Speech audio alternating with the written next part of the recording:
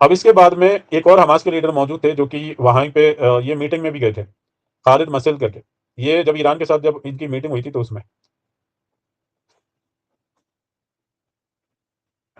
Screen पे आपको दिख रहा होगा। जूमस कहते हैं कि हमास टॉप ऑफिशियल खालिद मसैद, Iran supporters supports the Hamas so it can be better in the eyes of the Sunnis. कि ईरान का सपोर्ट हमास का, यानी कि ईरान ने हमास का सपोर्ट इस वजह से किया था ताकि सुन्नियों की नजरों में वो अच्छा बन जाए। But also it's to use Hamas as a negotiation leverage with the waste.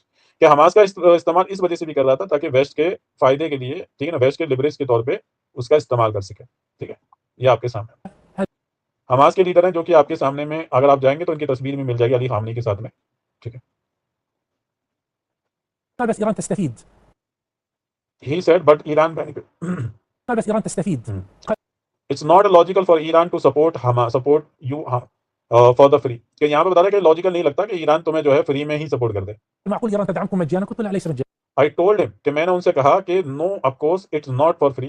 मैंने उनसे कहा था कि ये कुछ भी जो है ना, मैं बिल्कुल दावे के साथ ये कह सकता हूँ कि ईरान हमास का सपोर्ट कर रहा है, वो फ्री में नहीं कर रहा है। وش كان ثمن؟ خليكم what was the cost then, कि फिर क्या कीमत थी उसकी। غريب على فيفا.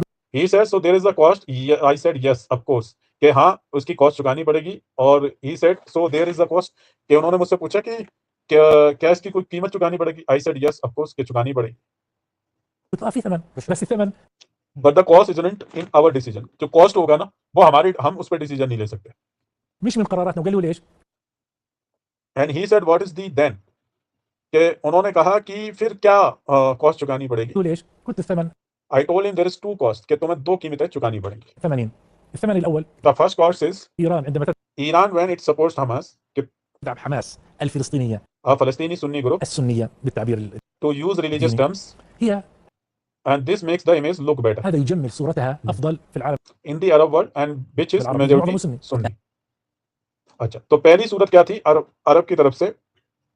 हमास के लीडर हैं जो कि अली खामनी की मीटिंग में भी थे ये, तो उन्होंने हमास के लोगों को समझाया कि भैया तुम जो करने जा रहे हो ना, उसके लिए दो कीमतें चुकानी पड़ेंगी। सबसे पहले तुम्हारा इस्तेमाल करेगा सुन्नी मुसलमानों की नजरों में बेटर बनने के लिए, ताकि अपने फायदे के लिए, ताकि शियाइज्म फैला सके। बोस्निया के अंदर में इन्होंने सपोर्ट किया था बोस्निया के मुसलमानों को। ठीक है, अब उस बोस्निया के मुसलमानों के साथ उनका एक पॉलिटिकल टर्म ये था कि वहां पे इन लोगों ने ये क्या नाम है, लोगों को शिया में कन्वर्ट करना शुरू कर दिया। ठीक है, और ये वाली बात वहां के लीडर्स को पता चल गई और उसके बाद में वहां से बोस्निया से इनको भगाया गया। ठीक है, उसके बाद में सऊदी अरब ने इनकी पूरी हेल्प करी, कॉलेज बिल्डअप करवाने में, स्कूल बिल्डअप करवाने में, इंफ्रास्ट्रक्चर बनवाने में, हर लिहाज से सऊदी ने बोस्निया के मुसलमानों की हेल्प करी। और 30 साल तक कंटिन्यूसली वहां के मुसलमानों की इन्होंने हेल्प करी ताकि वो एक प्रोग्रेसिव स्टेज पे पहुंचे, और करके दिखाया उन्होंने पूरे। और वहां पे ये लोग क्या कर रहे थे, फितना शुरू कर रहे थे कि भैया सुन्नीइज्म के अंदर, मुसलमानों के अंदर में जो है शियाइज्म फैलाना शुरू कर दिया, अपनी दावत देना शुरू कर दी। ठीक है, और उसके बाद में वहां के लोगों को जैसी भनक पड़ी तो वहां की जो गवर्नमेंट ने इनको बाहर निकाल के फेंक दिया कि नहीं भाई ये अब उनको लग रहा था कि इसकी कोई कीमत नहीं चुकानी पड़ेगी बोस्निया के मुसलमानों को, लेकिन कब चुकानी पड़ेगी। एक और गलत मैसेज ये भी देते हैं कि जो है सिर्फ जो है ईरान ही मदद कर रहा है। नहीं, सिर्फ ईरान मदद नहीं कर रहा, सारा का सारा गल्फ जो है बोस्निया के मुसलमानों की हेल्प कर रहा था। तकरीबन 300 से 500 डॉलर की मदद जो अकेले सिर्फ अरब मुल्क ने की वहां पे। जी जी जी, पूछ लें। वालेकुम सलाम वरहमतुल्लाहि वबरकातुहू। सवाल पूछो, बिल्कुल पूछे। खैर मैं इस पे वो पहले ले जाता हूँ कि पहली शर्त यहाँ पे यह है कि अभी हम डाइवर्ट हो रहे हैं, सवाल बाद में कर लें। मैं लिंक शेयर करूंगा तो वहां पे आप पूछ लीजिए। ठीक है। अच्छा, तो यहाँ पे पहली कॉस्ट जो हमास के लीडर हैं, ये क्योंकि मौजूद भी थे अली खामनी की मीटिंग में, आप इनका फोटो भी देख सकते हैं। उन्होंने कहा कि ईरान के साथ तुमने जो गठजोड़ बनाया हुआ है इसकी दो कीमतें चुकानी पड़ेंगी। तो उन्होंने पूछा क्या कीमत चुकानी पड़ेगी, तो उन्होंने बताया कि ये हमास का इस्तेमाल करेंगे ताकि फलस्तीन के जो सुन्नी मुसलमान हैं, ठीक है, सुन्नी मुसलमान है, उनके दिल में ईरान के लिए जगह बना सके, और ताकि जो है अरब वर्ल्ड के अंदर में भी जो है उनकी इज्जत बढ़ जाएगी। तो ये उन्होंने किया, इसमें कोई शक की बात नहीं। यहाँ तक कि ईरान के बड़े-बड़े जो लीडर्स थे उनमें से, ठीक है ना, उनसे ये कहा गया कि उनसे बयान बाकायदा दिलवाए गए, और अरब वर्ल्ड के खिलाफ के हमारा अरब वर्ल्ड ने साथ नहीं दिया, हमारा साथ ईरान ने दिया। और इस तरीके से बयानात भी चलाए, आज भी चला रहे हैं, उनके लोग ही चला रहे हैं हमास को लेके। तो मंशा क्या थी कि अरब को बदनाम रखना है, पहले से ही सेट था। जो आज भारत में आप देख रहे हैं, पाकिस्तान में देख रहे हैं, बांग्लादेश में चल रहे हैं, ये पूरा सेट प्रोपेगेंडा है। सेट प्रोपेगेंडा समझते हैं ना, पूरी पीआर टीम रेडी थी इसके लिए। तो पहले से ही उनसे बयान दिलवा दिए गए, और उसके बाद एक-एक करके बड़े-बड़े जितने भी लीडर हैं सबको मरवा दिया गया। ठीक है ना? अब इसके अंदर में कौन इन्वॉल्व है, कौन इन्वॉल्व नहीं है, वो तो आप जाने, ठीक है ना? लेकिन इंडिकेशन कहाँ जाता है सबको पता है। जी। तो इसके बाद में काफ़ी बड़े-बड़े लीडर्स इनके मारे गए, और ये काम जो मैंने एक पोस्ट बनाई थी, इसका नाम ही था कि एक तीर से 3 शिकार। पहला आईआरजीसी के लोगों का बदला भी ले लेना, हमास का इस्तेमाल करके। जी। सुन्नियों के दिलों में अपनी जगह बना लेना बना ली। और तीसरा ये था कि अगर कोई बड़ा जेनोसाइड हो जाता है तो ईरान का इससे कोई नुकसान नहीं होगा, मरेगा तो सुन्नी मुसलमान। जी, जो कि पहले से ही प्राइमरी इनका दुश्मन माना जाता है, क्योंकि वो तो हमें डायरेक्टली काफिर कहते हैं। इनके बड़े-बड़े उलमाओं के बयान मेरे पास में पड़े हुए हैं, वो मैं सुना सकता हूँ आपको, ठीक है? तो एक तीर से 3 शिकार ईरान ने खेल दिया। अगर बड़ा जेनोसाइड हुआ तो भी फायदा है, और जगह तो हमने बना ही दी है। अब उनकी पीआर टीम क्या काम कर रही थी कि उस जो हमास के जो लीडर जिन्होंने अरब के क्या नाम है, ईरान के लिए बयान दिए, और उनसे बाकायदा दिलवाए गए ये बयान अरब के खिलाफ देना है और ईरान के समर्थन में देना है। ये गेम खेला गया उसके अंदर। जबकि आप देखेंगे कि अरब वर्ल्ड ने कभी ज़िंदगी में भी जब फ़लस्तीन के ऊपर में मुसीबत आई है, तब जो है अरब वर्ल्ड ने जी, तब अरब वर्ल्ड ने वहाँ पे मदद की है। अच्छा, what is the second cost? Second cost है वेस्ट के नेगोशिएशन में काम के लिए, ये देखिए। يعني والثانية the second cost is أنها أمام الغرب that is to best it can से। تقول لهم أنا علاقتي مع حماس our relationship with Hamas is strong. قوية، ماذا تريدون من whatever you want from the फ़लस्तीन वी आर रेडी। فلسطين أنا جاهز.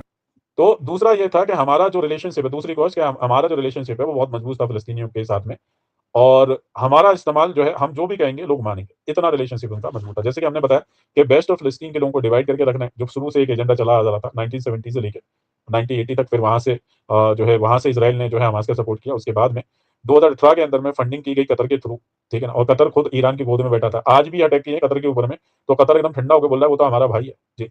तो मतलब वही है कि पिछवाड़े में लात खाने के बाद में भी अभी भाई है। खैर, तो वहाँ से ईरान ने भी फंडिंग करवाई थी, और यहीं से फिर फंडिंग यहाँ से जो है इज़राइल ने 2018 में नेतन्याहू ने भी की। उससे पहले भी इज़राइल के बहुत सारे 1970 से भी ये सारी चीज़ें चल रही थी, और हमास जो है एक इंटरनल करप्टेड आप कह सकते हैं पार्टियों में से था, लेकिन सारे लीडर ऐसे थे, तो वो नहीं कह सकता मैं कि सारे लीडर ऐसे थे। सेकंड कॉस्ट जो पूछ रहे हैं इसार भाई, सेकंड कॉस्ट वही है जो वहाँ उन्होंने कहा कि एक तो वेस्ट के अंदर में भी जो है लोग हमारी बात को मानते हैं, क्योंकि हमास है तो हम फेमस थे, लोग हमारी बात को सुनते थे। खैर, मैं दोबारा चला देता हूँ। जी। قال بس إيران تستفيد. قال معقول إيران تدعمكم مجانا؟ قلت له لا ليس مجانا. وش كان الثمن؟ خليكم. قال لي معنا في ثمن. قلت له في ثمن، وش بس الثمن مش من قراراتنا. وقالوا لي ايش؟ قلت الثمن ثمنين.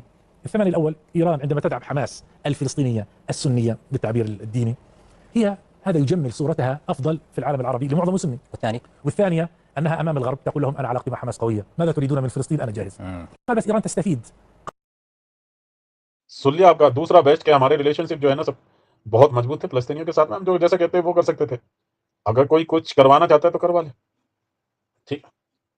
वही है कि द सेकंड कॉस्ट यहाँ पे,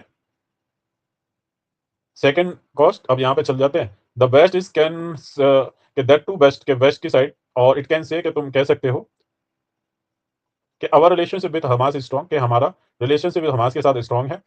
and whatever you want from फ़लस्तीन वी आर रेडी, कि तुम जो भी कुछ करवाना चाहते हो फ़लस्तीन के साथ में, हम इसके लिए रेडी हैं। जी। समझ में आ गई बात? तो यहाँ पे बेस्ट की बात कर रहे हैं, मेरे ख्याल से वेस्ट बैंक की नहीं, या वेस्ट की साइड जो आपका जो बातनी ताकतें हैं उनके बारे में, कि अगर फ़लस्तीन whatever you want from the फ़लस्तीन वी आर रेडी, अगर आप कुछ भी फ़लस्तीन के साथ करवाना चाहते हैं, हमारा स्ट्रांग होल्ड है, तो वेस्ट अगर चाहता तो हम वो कर सकते थे फ़लस्तीनियों के साथ में। ये कह रहे हैं दूसरी कॉस्ट। जी। ठीक है जी। समझ में आ गया ईसार भाई या नहीं आया? ईसार भाई समझ में आया या नहीं आया? ये देखो, वही कह रहे हैं कि what also the use the Hamas negotiation leverage with West, तो वही कह रहे हैं कि वेस्ट के साथ में मतलब वेस्ट बैंक के साथ नहीं बात नहीं हो रही, वेस्ट यानी कि बातनी ताकतों के बारे में, लेकिन हमास को पश्चिम के साथ बातचीत के लाभ के रूप में भी उपयोग किया करना। जी। अगर वहां से कोई कुछ करवाना चाहता है फ़लस्तीन के बारे में तो हमसे बोले, हम कर देते। जी। قل إيران تدعم. जी। तो ये सारी चीजें हैं आपके सामने। खैर, आगे की तरफ चलते हैं। ये हमास के लीडर का दूसरा बयान आ गया।